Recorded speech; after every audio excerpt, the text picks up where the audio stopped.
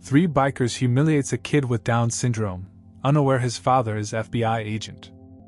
It was supposed to be a quiet afternoon. The sun hung high over the small town of Willow Creek, casting golden streaks across the wide streets. The sound of distant car horns and the occasional burst of laughter from the local diner floated through the air. It was a town where everyone knew each other, where things rarely got out of hand. For Daniel Cross, this was just another errand on his long to-do list. His black SUV pulled into the parking lot of Mason's Auto Repair, a small but reputable car shop just off the main road. The place was known for its honest work and quick service, qualities Daniel appreciated.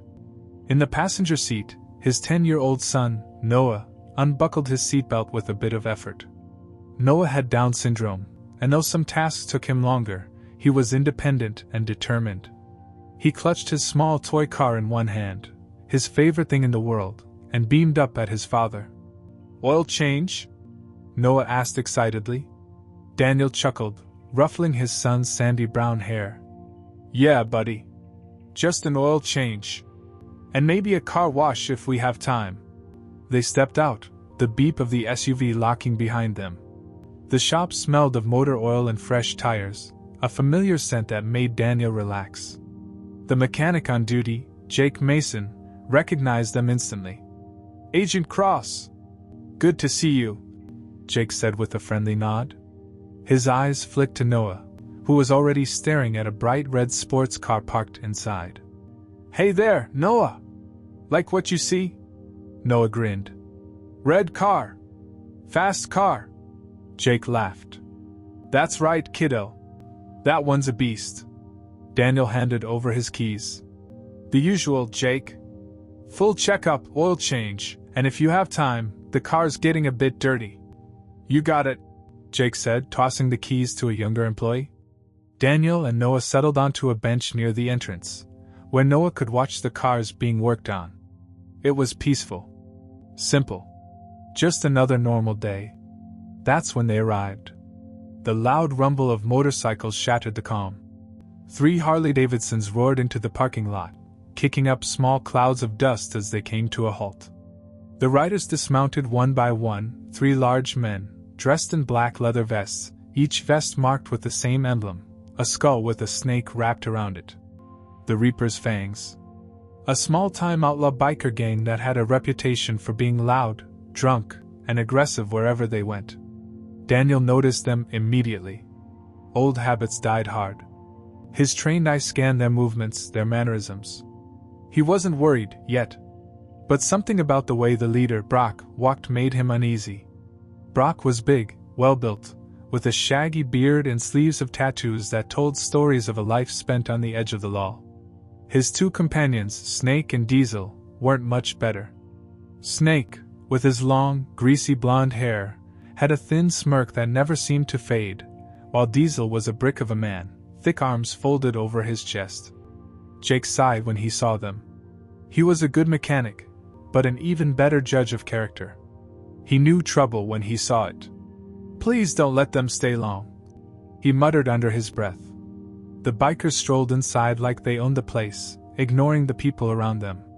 They didn't need repairs. They weren't here for business. They were here for entertainment. And their attention locked onto Noah. Noah, completely unaware of their stares, kept playing with his toy car, making soft, vroom vroom, noises as he watched the mechanics work. Brock elbowed Snake, whispering something that made the other biker snicker.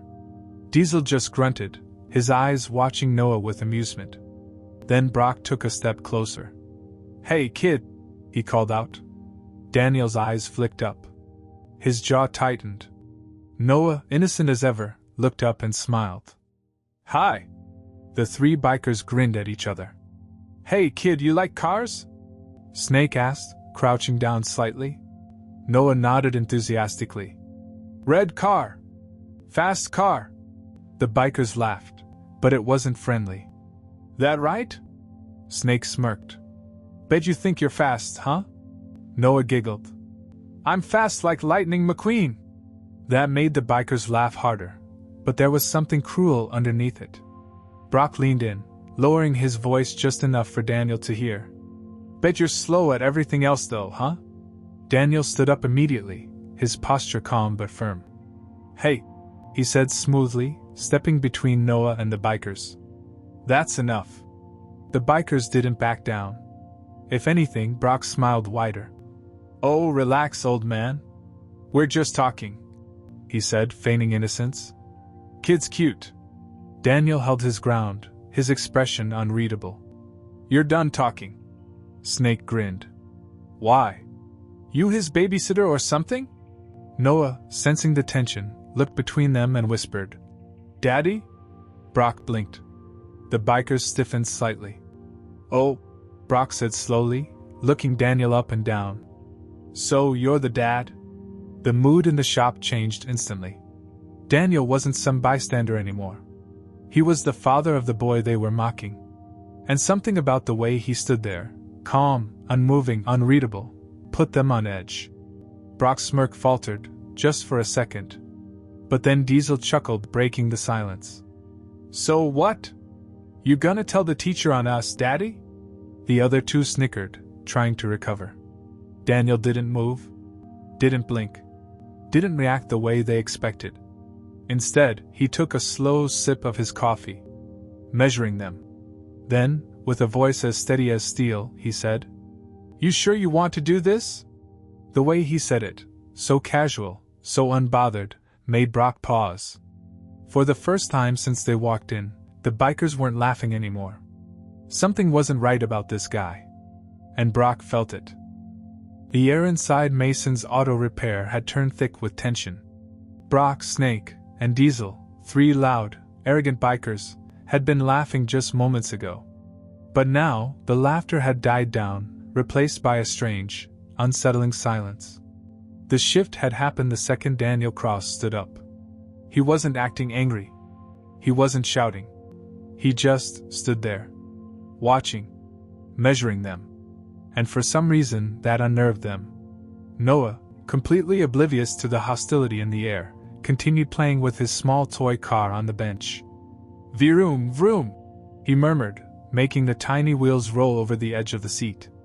Brock glanced down at him, then back up at Daniel. His confidence flickered, just for a second, but his ego wouldn't let him back down. Snake, noticing Brock's hesitation, smirked and stepped in. Come on, old man, Snake said, shaking his head. You're making a big deal out of nothing. We were just messing around. Daniel didn't say a word. He just tilted his head slightly, as if he was studying them under a microscope. Then he took a slow sip of his coffee. Brock gritted his teeth. What's your problem, man? He barked, taking a step closer. Daniel looked at him calmly. Unflinching. Unmoved. Just wondering, he said casually, setting his coffee cup down. How many fights have you actually won, Brock? The question froze Brock in place. It wasn't just the words, it was the way Daniel said them. Like he already knew the answer. Snake and Diesel exchanged nervous glances.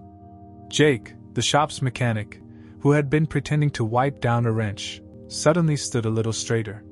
He knew Daniel had a reputation around town, but now he was getting the feeling that there was more to this man than he thought. Brock laughed, but it was forced. You think you're some kind of tough guy, huh? He said, rolling his shoulders. I've been in plenty of fights, old man. Daniel nodded, taking his time. Oh, I don't doubt that, he said. I just don't think you've won many. The room went completely silent. Even Noah, who wasn't fully grasping what was happening, paused his game for a second. Brock's jaw tightened. His pride wouldn't let him walk away now. Suddenly, Daniel's phone buzzed in his pocket. He pulled it out and glanced at the screen. The number was restricted. That meant only one thing. Daniel smiled slightly. Then he answered. Cross. The voice on the other end spoke for only a few seconds. Daniel listened carefully, his expression unreadable. Got it, he said, then hung up. Then, he turned back to Brock, Snake, and Diesel, his expression completely neutral. I'd love to stay and chat, he said, picking up his coffee again. But I have work to do. Brock snorted. Oh yeah? Doing what? Filing complaints at the police station? Daniel took a sip of his coffee, his eyes never leaving Brock's. Something like that. Jake, the mechanic, suddenly noticed something strange. The way Daniel was holding his phone. The screen was still on. That meant... was he recording the whole conversation? Snake, who had been watching quietly, started to feel uneasy. "Let's go, Brock," he muttered. "This guy's not worth it." Brock ignored him. "Not worth it?" he snapped. "Are you kidding me? This guy's trying to act like he's better than us." Diesel crossed his arms, watching Daniel. Something about this whole situation felt wrong. The way this guy stayed so calm. The way he wasn't intimidated at all. They'd picked fights before. Some guys yelled. Some guys backed off. But this guy? He wasn't reacting the way they expected. And that was the most dangerous kind of guy. Jake sighed, wiping his hands on a towel. "Brock, maybe you should listen to your friends," he said, stepping between them and Daniel. Brock turned to him. "Stay out of this, grease monkey." Jake didn't even flinch. "You want to run your mouth, that's fine," Jake said. "But not in my shop." Brock glared at him. Then at Daniel. Then at Noah, who was still happily playing with his toy car. And for the first time, Brock felt something strange. A tiny, nagging sense of shame.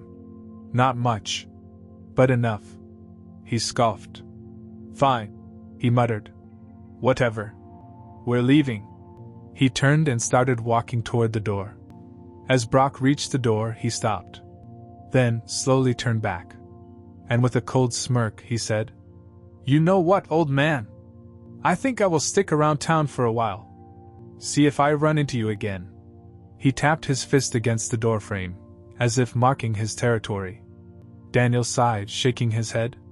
"Brock," he said casually, "you really don't want to do that." Brock scoffed. "Oh yeah? Why not?" Daniel leaned back slightly, as if considering.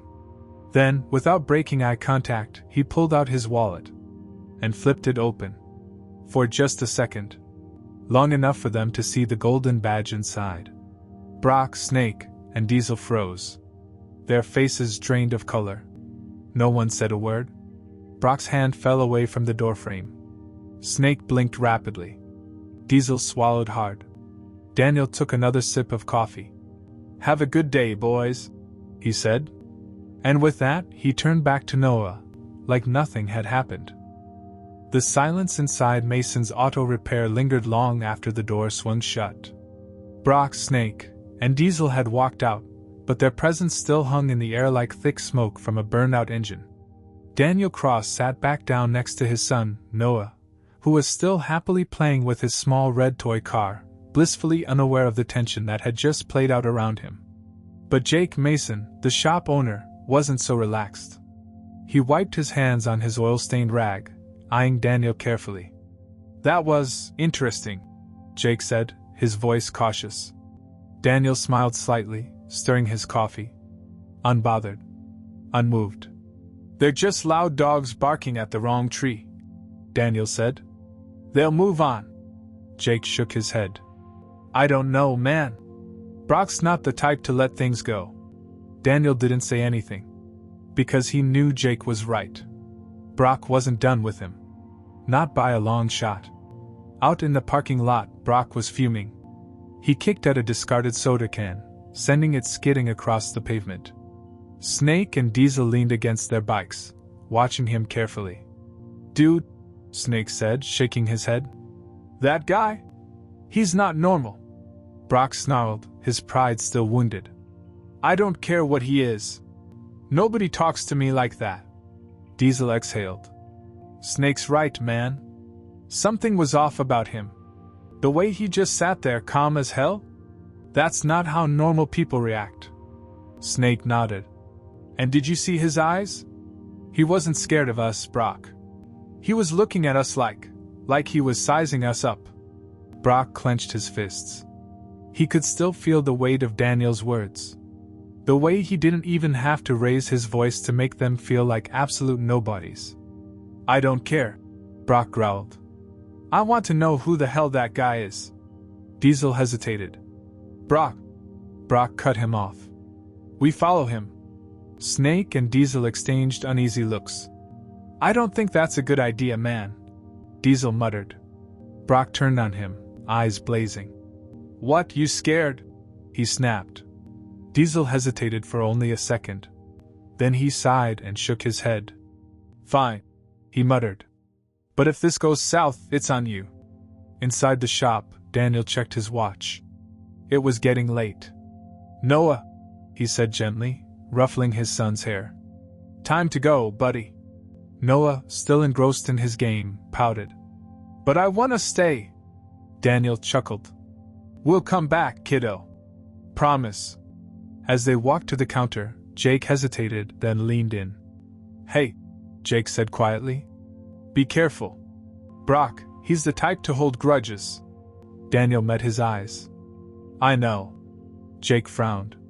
And you don't seem too worried about it. Daniel smiled. I have a rule, Jake. I never worry about things I've already prepared for. Jake blinked. What does that mean? Daniel handed over his credit card. It means if they come looking for trouble, they'll find it. Jake didn't ask any more questions. Brock, Snake, and Diesel followed at a safe distance. Daniel's black SUV moved smoothly through the streets of Willow Creek, his turn signals blinking at every corner, completely oblivious to the bikers tailing him. Or so they thought. In the driver's seat, Daniel had already noticed them. His instincts, the ones that had saved his life more times than he could count, had kicked in the moment he pulled out of the auto shop. A lifetime in law enforcement had given him a second sense for these things. The way the biker's headlights stayed just far enough behind to look casual. The way they mirrored his turns, even the unnecessary ones. Yeah. He was being followed. Daniel glanced at Noah, who was humming to himself, tapping his toy car against the window. He needed to handle this quietly. So, he made a slight detour. Instead of going straight home, he pulled into a grocery store parking lot. Brock, Snake, and Diesel pulled in a few rows back, parking their bikes and pretending to check their phones. They weren't subtle. Daniel smirked to himself. Amateurs. Noah looked up. Daddy? Why are we stopping? Daniel smiled. Just grabbing something real quick, buddy. He unbuckled his seatbelt. Then, just before stepping out, he did something that made Brock's stomach drop. He looked directly at them. Not just a glance. A long, knowing stare. Like he was looking straight through them. Then he turned and walked into the store. Brock's hands tightened around his handlebars. He saw us, Diesel muttered. No kidding, Snake hissed. Brock hesitated. So what do we do? Diesel swallowed. We leave. Brock scowled. No. We wait. Snake shook his head. This guy's weird, man. I say we. The automatic doors to the grocery store slid open. Daniel was back. But he wasn't alone. Behind him, walking in sync, were two men in suits. One of them, a bald guy with an earpiece, was already scanning the parking lot. The other, younger, cleaner cut, was speaking into a hidden microphone on his wrist. Brock's heart dropped into his stomach. Snake's face went pale. Diesel whispered, "Oh crap." Brock, suddenly aware of how badly they had messed up, turned his bike's ignition as fast as possible. But it was too late. The bald man pointed directly at them. Daniel, standing between the two men, smirked. Then, he raised his hand and tapped his wrist twice. It was a signal. And instantly, two black SUVs pulled into the parking lot from opposite directions. The bikers were boxed in. Daniel crossed his arms, watching them like a predator watching trapped prey. Brock's entire body was stiff. His fingers trembled. Who the hell is this guy? He whispered. Snake and Diesel didn't answer. Because they already knew. The men in suits weren't just his friends. They were FBI agents. And they had just made the biggest mistake of their lives. Brock's pulse hammered inside his skull. This was bad. He had been in some messed up situations before, bar fights, police chases, even a few nights in jail, But this was something completely different. Brock's fingers tightened around his handlebars as his eyes flicked to the two black SUVs that had just boxed them in. The men stepping out? They weren't local cops. Their suits were too clean, their movements too sharp. Feds. He had messed with a Fed. Snake, who had been casually checking his phone a minute ago, was now stiff as a board. His face was pale, his breath coming in short, shallow bursts. Diesel's massive hands clenched into fists as he glanced between the men and Brock. "What the hell did you get us into?" Diesel hissed. Brock didn't answer. His brain was racing for a way out. There had to be a way out. Across the lot, Daniel Cross stood between the two agents, arms crossed. He wasn't running. He wasn't yelling. He was just watching them. That was what scared Brock the most. There was no anger in Daniel's eyes. No hostility. Just a quiet certainty. Like he already knew how this would end. Like he had seen men like them 100 times before. Then, without raising his voice, Daniel spoke. "Gentlemen." His voice wasn't threatening. If anything, it was polite. But that only made it worse. "You should really think carefully about your next move," Daniel continued. "Because if you make the wrong one, you won't like what happens next." Brock's heart pounded. The way he said it, so calm, so sure, made Brock want to run. Brock didn't think. He just acted. He slammed his foot on the ground, kicked his bike into gear, and gunned it. "Move!" he barked at Snake and Diesel. For a fraction of a second, they hesitated. Then their survival instincts kicked in. Engines roared as all three bikes lurched forward, tires screeching against the pavement. If they could just make it past the SUVs, they could get out of town. Disappear. Never come back. But they had barely moved 5 feet when it happened. 2 more black vehicles came from the side, appearing out of nowhere. Brock had no time to react. His front wheel clipped the corner of the nearest SUV, sending his bike spinning out of control. Everything became a blur of metal, heat, and asphalt as he was ripped off his seat, his body slamming hard against the pavement. Snake and Diesel weren't any luckier. Snake's bike skidded sideways, tires burning rubber before it flipped, sending him rolling across the lot. Diesel, the biggest of the three, tried to jump off his bike before impact but was tackled midair by one of the agents, bringing him down hard. By the time the dust settled, all 3 bikers were on the ground, groaning in pain. And Daniel hadn't moved an inch. "Stay down." Brock gasped for breath, his ribs aching, his hands scraped raw. Before he could push himself up, a heavy boot pressed against his shoulder, pinning him down. It was Daniel. Still calm. Still completely in control. "You really should have listened," Daniel said. Brock gritted his teeth, refusing to look up. Snake let out a pained groan, rolling onto his back. "This is a nightmare." Diesel just stared at the sky, blinking like he still couldn't believe what had happened. The agents wasted no time. They moved with military precision, slapping handcuffs onto Snake and Diesel. Brock tried to struggle, but Daniel leaned in closer, lowering his voice. "This is the part where you stop fighting," he said. "Or things get worse." And for the first time in Brock's life, he listened. From inside the car, Noah was watching everything. His little forehead scrunched up in confusion as he tapped on the window. "Daddy?" he called out. Daniel glanced up and smiled.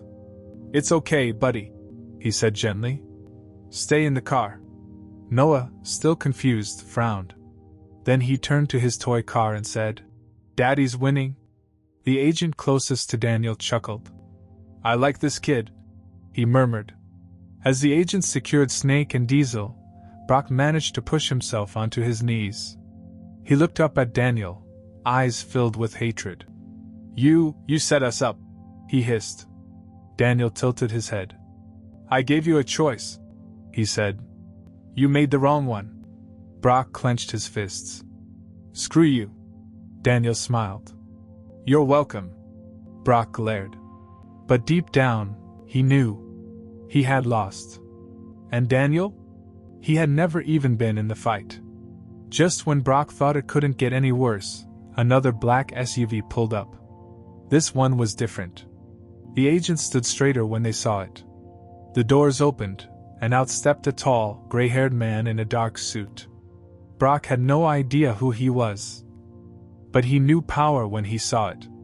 The man surveyed the scene, then looked directly at Daniel. "Cross," he said. "What the hell did you just do?" Daniel smiled. "Just cleaning up some trash, sir."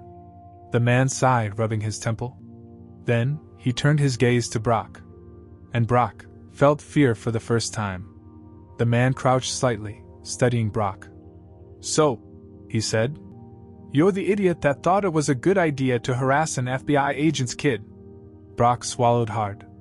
The man shook his head. "Bad call, son. Real bad call." Brock's stomach twisted. Because this wasn't just an arrest. This was about to become something much, much worse. Brock had been in bad situations before. A bar fight gone wrong. A deal that fell apart. A run-in with the cops. But nothing, not even close, compared to this.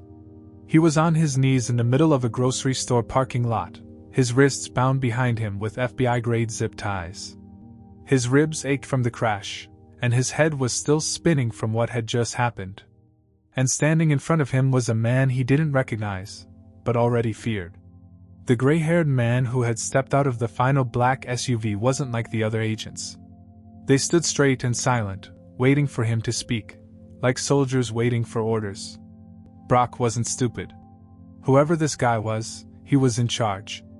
And that meant Brock was in even deeper trouble than he thought. The man took his time, his sharp blue eyes scanning Brock like he was a science experiment gone wrong. Then, he glanced at Daniel Cross. "Tell me, Cross," the man said. "Did you really have to do all this?" Daniel smirked.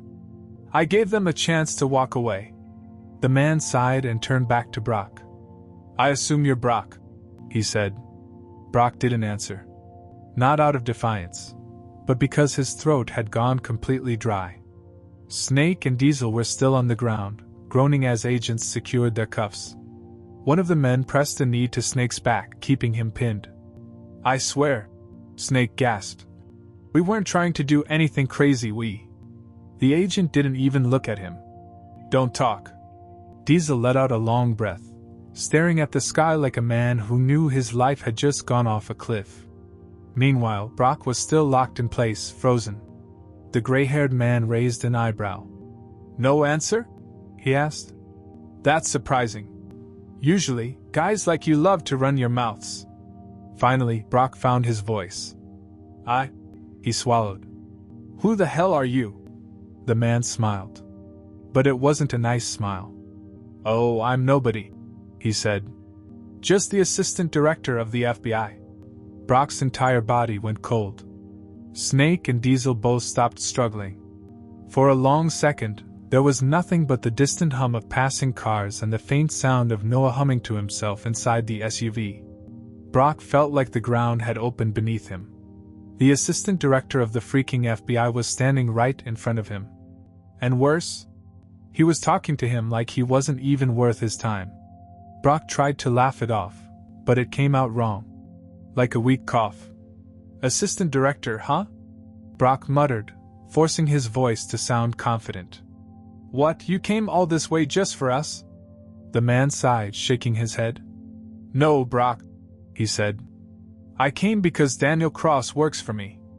And when one of my agents calls me and tells me some low-rent gang wannabes are stupid enough to harass his son, I take that personally." Brock's stomach twisted. He looked at Daniel, the same man who had stayed calm the entire time, never raising his voice, never losing his temper. Now it made sense. Daniel wasn't just some random guy. He wasn't just somebody's dad. He was a trained federal agent. And Brock had walked right into a trap. Brock tried to think fast. If they were FBI, that meant they needed evidence to keep him locked up, right? And what had he actually done? He'd mouthed off to a guy in a car shop. Sure, they followed him, but they hadn't actually done anything. That meant, "You don't have anything on us," Brock blurted out. The assistant director just chuckled. "Oh, that's adorable," he said. "You think we arrested you for this?" Brock blinked. "What?" The older man took a step closer, lowering his voice. "We've been watching you, Brock," he said. "Not just you. Your whole crew. We already have enough evidence to bury you." Brock's heart stopped. "This isn't about a couple of idiots tailing an agent," the man continued. "This is about everything you've done before this. The rackets. The drug running. The extortion." Brock felt like his blood had turned to ice. "No way," he said automatically. We never got caught." "You think you have to get caught in the act for us to know?" the man asked. "Brock, do you have any idea how surveillance works?" Brock didn't answer. Because deep down, he knew. They had everything. And now, he was completely screwed. Daniel finally spoke. "You were already going down," he said. "You just made it a lot worse for yourself."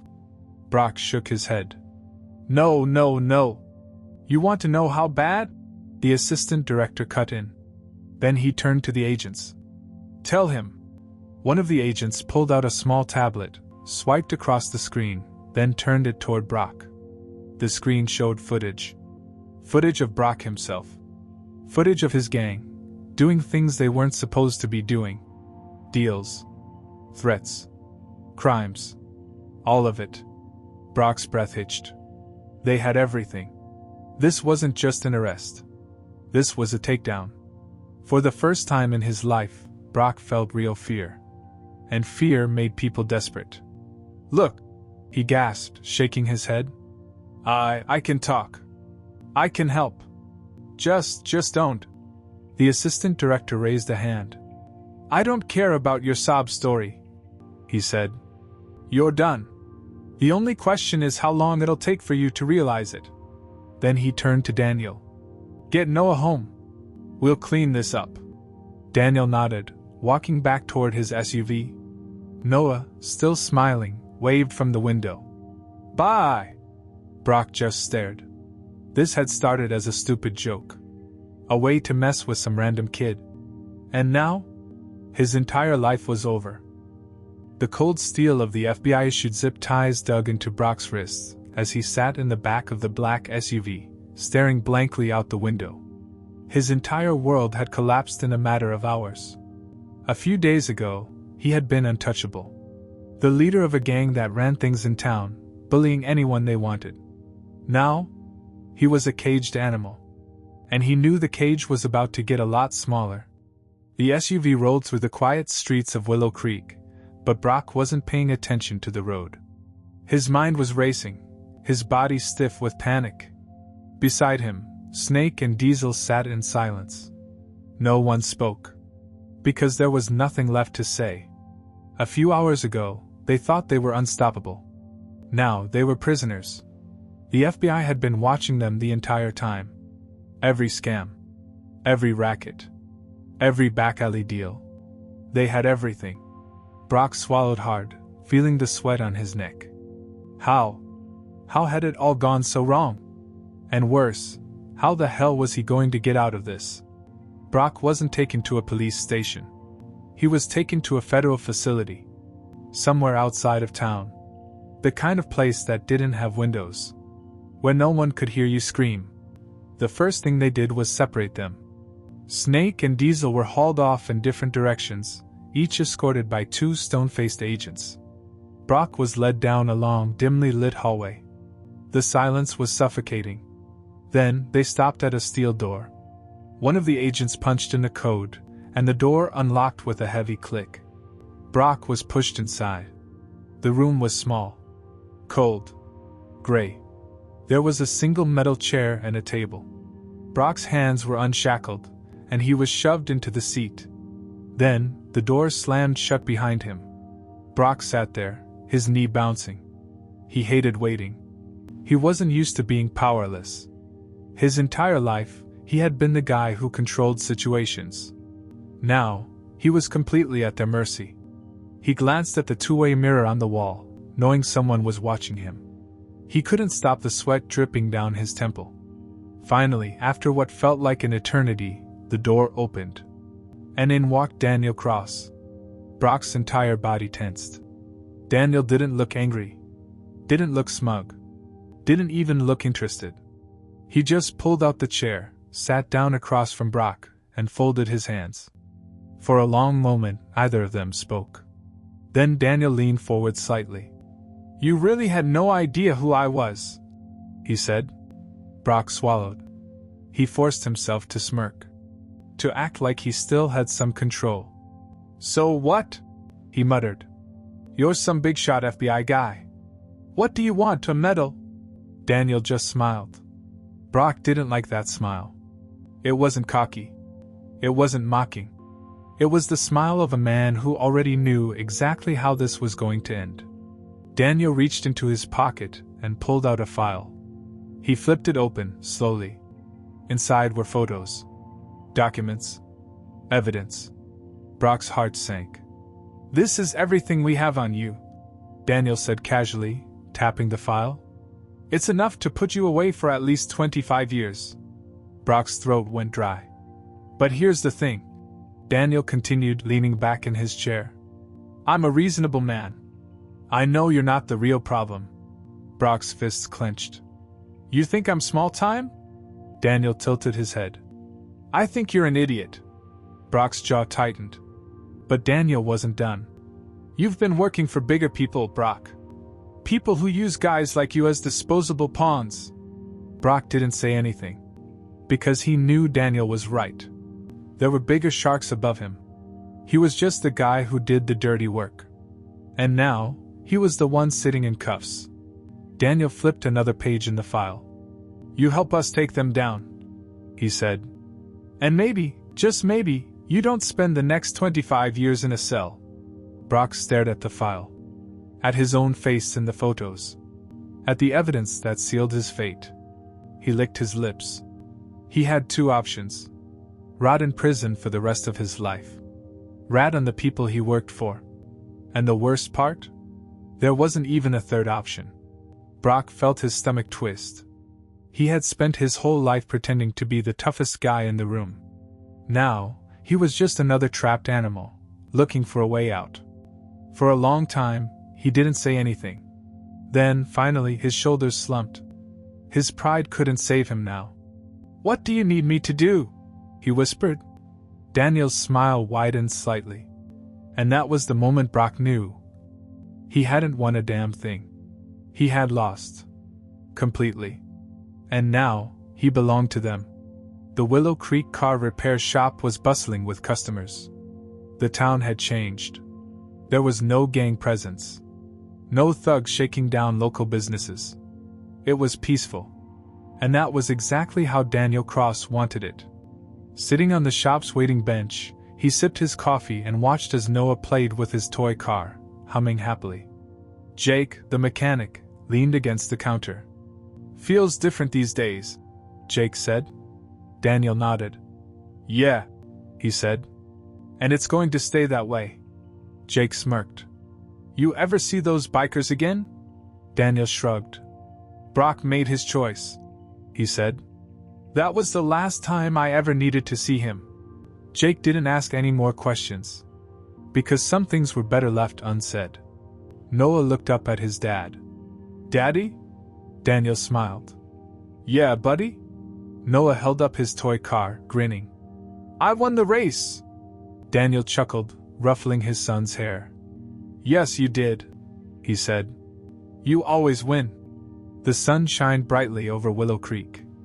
And for the first time in a long time, it truly felt like a place worth protecting.